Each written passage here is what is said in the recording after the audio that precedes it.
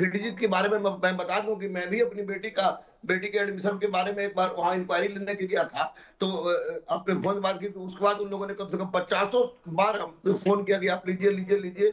लेकिन बाद में वहां हम वहां नहीं जा पाए। शुक्र है ऊपर वाले का कि नहीं जा पाए। लेकिन कोचिंग वाले इस तरह का काम करते हैं। मैं कोचिंग वाला होने के बावजूद ये बात कहूं, ये कह रहा हूं तो निश्चित रूप से किसी भी दृष्टिकोण से ये सही कह रहा हूं कि ये कोचिंग वाले बड़े बड़े बैनर के तले इस तरह का काम करते हैं और बच्चों के साथ धोखाधड़ी करते हैं।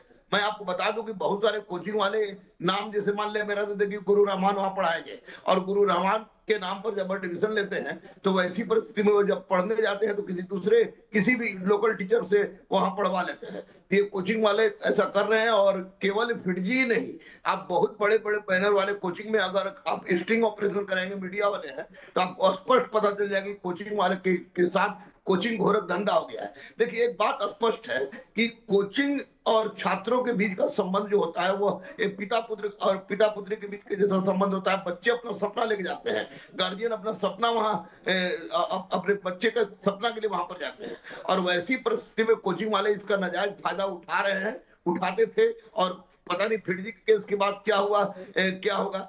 लेकिन इस तरह की गतिविधि में संलिप्त बहुत सारे लोग हैं जिस पर कठोर कानूनी कार्रवाई की गुरु रहमान, पूरे आवश्यकता है। देश में एक साथ एक समय पर ये सेंटर बंद किए गए हैं। अगर कोई गलती नहीं होती तो शायद ये चीजें अलग अलग होती, लेकिन जब एक साथ एक समय पर किया गया है और मैसेज भेज दिया गया है, यानी अमानत पे खयानत तो नजर आती है।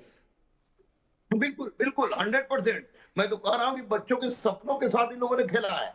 और पैसा तो बच्चों का गया ही गया, बच्चों का सपनों के साथ खेला। और अमानत में खयानत इसको कहा जाएगा कि यानी कह दिया गया कि आओ खाना पर तुमको मैं बुला रहा हूँ और आज वहां से भगा देने वाली बात हो। ये 100% अमानत में खयानत है। और सबसे बड़ी बात है कि ये फिरजी नहीं, बहुत सारे कोचिंग जिसका मैं नाम नहीं ले सकता हूं, मजबूर हूं, बहुत सारे कोचिंग इस तरह का काम कर रहे हैं और लगातार कर रहे हैं।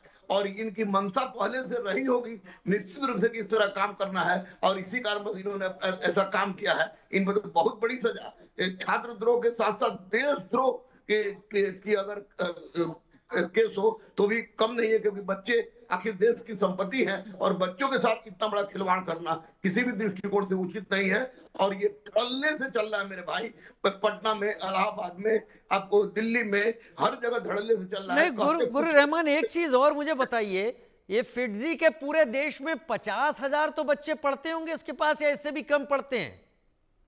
हाँ जी, 50,000 से ज्यादा बच्चा पढ़ते हैं। और हर बच्चे से, जैसी जानकारी आ रही है, 4 से 6 लाख रुपए के बीच का एक तरीके से पैसा लिया है। अगर मैं सिर्फ 50,000 बच्चों से ही काउंट करता हूं, या चलिए केवल 10,000 बच्चों से ही काउंट करता हूं, तो ये इतनी बड़ी धनराशि हो जाती है, जिस धनराशि को लेकर इस संस्थान ने चुपचाप अपने दरवाजे बंद कर लिए हैं। मैं आपका कमेंट लूंगा, लेकिन मेरे कुलभूषण के पास जाऊंगा।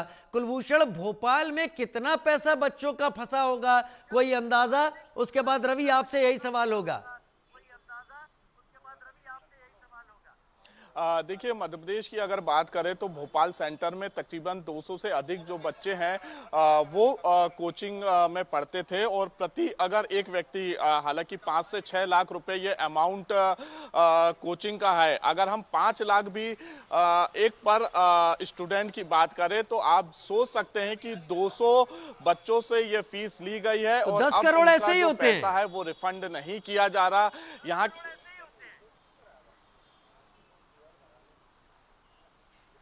कुलभूषण, यही बात, आपकी बात पर ही बोल रहा हूं कैलकुलेट करके, कि आपने कहा 200 बच्चे हैं और 5 लाख अगर मान लिया जाए तो 10 करोड़ का अनुमान तो यही लगता है, जो मध्य प्रदेश में आप रफ अंदाजा देकर बता रहे हैं जो पैसा फंसा होगा।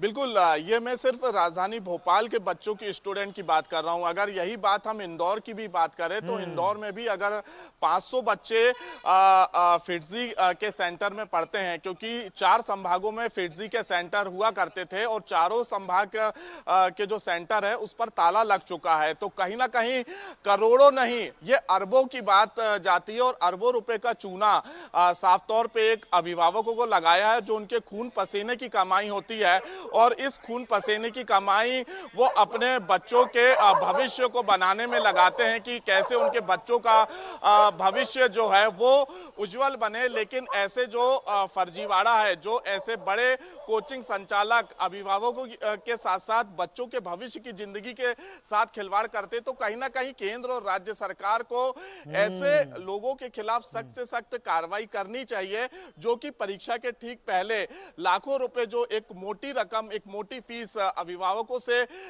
ले ली जाती है और उसके बाद जो है कोचिंग जो सेंटर है उन पर ताला लगा दिया जाता है। तो फिलहाल अभी इस पूरे मामले पर मध्य प्रदेश की सरकार ने हालांकि हस्तक्षेप किया है। जो स्कूल शिक्षा मंत्री हैं और उच्च शिक्षा मंत्री हैं, जब इस विषय पर हमने उनसे बातचीत की है तो उनका कहना है कि हम भोपाल के सेंटर के जो संचालक है उनके खिलाफ हमने एफआईआर दर्ज कर ली है और उनकी तलाश में पुलिस। ठीक है कुलभूषण, आपका रुख करते हैं, लेकिन नोएडा पुलिस इसमें एक्टिव हो गई है, जैसा महेंद्र माही ने बात की है वहां के डीएसपी से, और डीएसपी का क्या कहना है पहले डीएसपी की बात सुन लेते हैं। हुए हैं और उन्होंने बताया कि यहाँ का स्टाफ चला गया है और पढ़ाई नहीं हो पा रही है, तो इस पर थाना अध्यक्ष ने, जो उनके हेड हैं मिस्टर गोयल हैं, उनको बुलाया है। 3:30 बजे वो आ रहे हैं और अभिभावकों से और बच्चों से बात करा करके या तो वो पढ़ाएंगे, नहीं तो उनका पैसा वापस देंगे। इस बारे पर बातचीत चल रही है। सर, कुछ लोगों को गिरफ्तार किया गया क्या? नहीं, गिरफ्तार नहीं किया गया है। ये बच्चे उनके बीच का मामला है, कुछ कंफ्यूजन है उनका। तो मैंने बताया ना कि या तो वो क्लासेस चलाएंगे, नहीं तो फिर उनका पैसा रिफंड करेंगे। महेंद्र माही की ये जो उन्होंने बातचीत की है वो आपके सामने आ गई। डीएसपी ने क्या कहा है, संचालक को बुलाया है जो कि नोएडा में देख रहे हैं। रवि, उत्तर प्रदेश में तो ऐसे बड़े शहर हैं, बनारस की बात करें तो वहाँ आईआईटी बीएचयू है, नोएडा यहाँ से दिल्ली आईआईटी नज़दीक है, और जो पश्चिमी उत्तर प्रदेश है वहाँ से रुड़की आईआईटी बहुत नज़दीक है। तो उत्तर प्रदेश में जो छात्रों की संख्या है वो बहुत बड़ी छात्रों की संख्या है, और अगर इतना ही हम एवरेज पैसा लेकर चलें तो ये एक बहुत बड़े पैसे के साथ, मैं कहूंगा ये गबन जैसी हरकत है। नोएडा पुलिस एक्टिव होती दिख रही है, क्या हो रहा है, कितने लोग, कितना पैसा फंसा हो सकता है रवि? बिल्कुल करोड़ों रुपए होगा अगर हम अनुमानित अगर इस पूरे रकम की बात करें। लेकिन जिस तरीके से पूरा ये फिरजी को लेकर जो जानकारी सामने आ रही है, लखनऊ नहीं, कानपुर नहीं, बनारस नहीं, ऐसे कई शहर होंगे जहां पर इस तरीके की जो बच्चों का भविष्य को लेकर कहीं ना कहीं अंधकार होने के जो पेरेंट्स में चिंता है वो बनी हुई है। और फिलहाल माना जा रहा है कि उत्तर प्रदेश सरकार भी इस पूरे मामले को गंभीरता से लेगी और कहीं ना कहीं जो यूपी पुलिस है वो भी इस पे कुछ ना कुछ एक्शन जरूर लेगी। हालांकि नोएडा की तरफ से इसकी शुरुआत हो गई है और माना जा रहा है कि लखनऊ या उत्तर प्रदेश के अलग अलग शहरों में जहां जहां पर ये फिरजी की कोचिंग चल रही थी और वहां पर जिस तरीके से अचानक से उन्होंने ताला बंद कर दिया है और बच्चों का जो भविष्य की जो उनको चिंता सता रही है उसमें कहीं ना कुछ कार्रवाई जरूर होगी। फिलहाल आप देखना होगा किस तरीके से इसमें कार्रवाइयां होती है, लेकिन कहीं ना कहीं बच्चों का भविष्य, उसके लिए उत्तर प्रदेश सरकार भी कहीं ना कहीं गंभीर होगी, ऐसा माना जा रहा है। उसको लेकर कहीं ना कहीं सरकार का भी कुछ ना कुछ इसमें कदम है वो जरूर आगे बढ़ेगा और बच्चों का भविष्य पे इस पे कहीं ना कहीं असर हो, इसको लेकर सरकार भी कुछ ना कुछ एक्शन है वो जरूर ले सकती है, क्योंकि पुलिस भी कहीं ना कहीं इस पे एक्शन लेगी। फिलहाल देखना होगा किस तरीके की कार्रवाई फिलहाल होती है, लेकिन ये देखना होगा कि अब जिस तरीके से लगातार अब ये पूरा मामला चर्चाओं पे, इस पे क्या कुछ एक्शन हो ये फिलहाल देखना होगा। जी, महेंद्र माही भी नोएडा से मेरे साथ जुड़े हुए हैं। महेंद्र माही, कोई कैलकुलेशन हमने देखा, नोएडा पुलिस तो एक्टिव दिखाई दे रही है, उसने पूछताछ के लिए बुला भी लिया है, लेकिन जब पूरे देश में एक जैसी हरकत की गई हो तो नोएडा इसलिए महत्वपूर्ण हो जाता है कि नोएडा जो इनकम के लिहाज से उत्तर प्रदेश का एक तरीके से सबसे ज्यादा टैक्स पेयर सिटी है, और यहाँ से लोग इस तरह बच्चों को पढ़ाने के लिए, कई बच्चे तो यहाँ पढ़ने के लिए आते हैं जो रुकते हैं, तो ऐसी तादाद बहुत होगी। और कुलभूषण जैसा इशारा दे रहे थे, ये अरबों में होगा जो खेल होगा सारा का सारा, तो बहुत बड़ा पैसा इसमें इन्वॉल्व होता है जो फिरजी की जरिए लोगों को लग रहा है कि डूब गया है। क्या कार्रवाई आप उम्मीद कर रहे हैं नोएडा पुलिस की तरफ से? राजीव, देखिए, हाँ, नोएडा पुलिस का सबसे पहले अपडेट दे दे। डीसीपी राम बदन है, उनसे हमारी बात हुई थी और कुछ देर पहले ही आपने सुना, उन्होंने कहा देखिए जो फिरजी के संचालक है और जो यूपी स्टेट हेड है उनसे उनकी बात हुई है 3 बजे के आसपास, 3:30 बजे के आसपास वो डीसीपी से मुलाकात करेंगे, नोएडा के तमाम आला अधिकारी से मुलाकात करेंगे और डीसीपी का साफ तौर पे कहना है या तो बच्चों को पैसा रिटर्न कर दिया जाए या क्लास जो है कंटिन्यू रखा जाए। बीच में जो ये बच्चों को मोहरा बनाया जा रहा है कि आप दिल्ली स्टेट चले जाइए, आप किसी और इंस्टीट्यूट चले जाइए, पुलिस उस वाले ऑप्शन को बिल्कुल मानने को तैयार नहीं है। और पेरेंट्स का भी साफ तौर पे कहना है कि जब आपने हमसे 6 महीने की फीस एडवांस ली। और देखिए नोएडा में तकरीबन 1000 बच्चे हैं। जब अभिभावक से हमारी बातचीत हो रही थी, उन्होंने बताया कि नोएडा के सेक्टर 62 का जो फिटजी है वहां 1000 बच्चे हैं, और अगर पर हेड से 5 लाख लिया जाए तो तकरीबन 50 करोड़ का अमाउंट हो रहा है। तो सोचिए अगर नोएडा से 50 करोड़ का अमाउंट हो रहा है, और यही हाल गाजियाबाद का है, यही हाल मेरठ का है, यही हाल तमाम राज्यों के जिलों का, यानी कि कई सौ करोड़ का एक तरीके से कह सकते हैं ये घोटाला है। और साफ तौर पे इसका जो असर है बच्चों के मानसिक रूप पे पड़ रहा है, जो एग्जाम है वो सर पे है। ऐसे में एक देर रात ये मैसेज आए कि आपका जो इंस्टीट्यूट है वो बंद हो चुका है, आपकी जो क्लास होगी वो नई जगह होगी, तो सोचिए कहीं ना कहीं जो बच्चे होंगे वो किस मेंटली ऑर्डर से गुजर रहे होंगे। जो माँ बाप होंगे वो अपने सारे काम काज छोड़ के, क्योंकि नोएडा में अधिकतर जो लोग होते हैं नौकरी पेशे वाले लोग होते हैं, माँ बाप सारे काम का छोड़ छाड़ के सुबह से पहले फिटजी का वो चक्कर काट रहे थे। उसके बाद जब फिटजी द्वारा उन्हें कोई भरोसा नहीं दिलाया गया तो वो फिर थाना पहुंचे, थाना में गए तो उनको लगा कि थाने से भी कोई मदद नहीं मिली, तो वही वहां वो हंगामा करने लगे और साफ तौर पे कहने लगे कि फिटजी चोर है और हमारे पैसे वापस लौटाइए।